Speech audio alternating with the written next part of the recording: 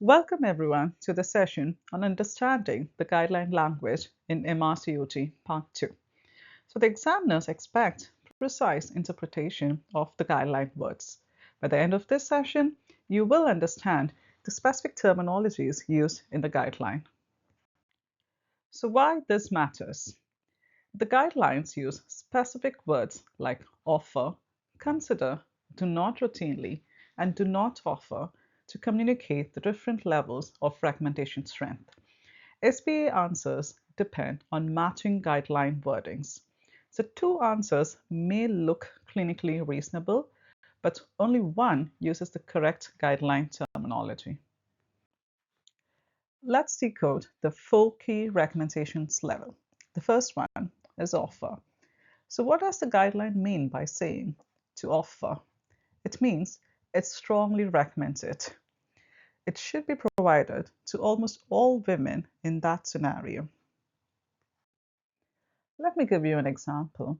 So if you read out this question, you got a high-risk women for preeclampsia, and the guideline says offer aspirin 75 to 150 milligram, and it does not say consider, so that makes a difference here.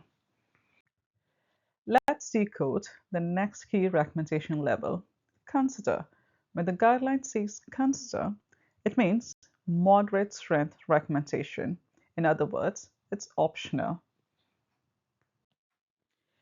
If you look at this question, you've got a woman who's at 40 weeks of gestation and she's requesting induction of labor. If you correlate this question with the NICE recommendation, it says consider induction of labor for maternal request after discussing the risk and benefit, and not offer. The next key recommendation level is do not routinely, which means do not use this intervention as standard practice. However, it may be appropriate in selected cases. For example, in this question, you've got a low-risk primary gravitor in established labor and she requests for continuous CTG. What is the most appropriate management? Of all the options provided, if you correlate with the NICE guidelines, it states CTG should not be routinely offered in low-risk labor. Intermittent auscultation is recommended standard, so option C would be the correct answer in this case. The next key recommendation is do not offer, which means there's a strong recommendation against the intervention and it should not be offered in that specified scenario. In this scenario, you've got a woman who's at 32 plus 5 weeks of gestation and she's in painful contraction. On vaginal examination, the cervix is 5 centimeter dilated. So she's an established preterm laborer. And of all the options provided, as per the NICE guidelines, option D would be the appropriate answer because it does state to not offer tocolysis.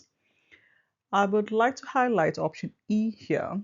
You do offer magnesium sulfate infusion for women who's in established preterm labor, but the reason behind the same is for neuroprotection and not to stop labor. So always read the option completely before deciding on the answer. The key take home, always pay close attention to what exactly the guideline says and match your answer strength to the guideline strength. Thank you for your time and have a good day.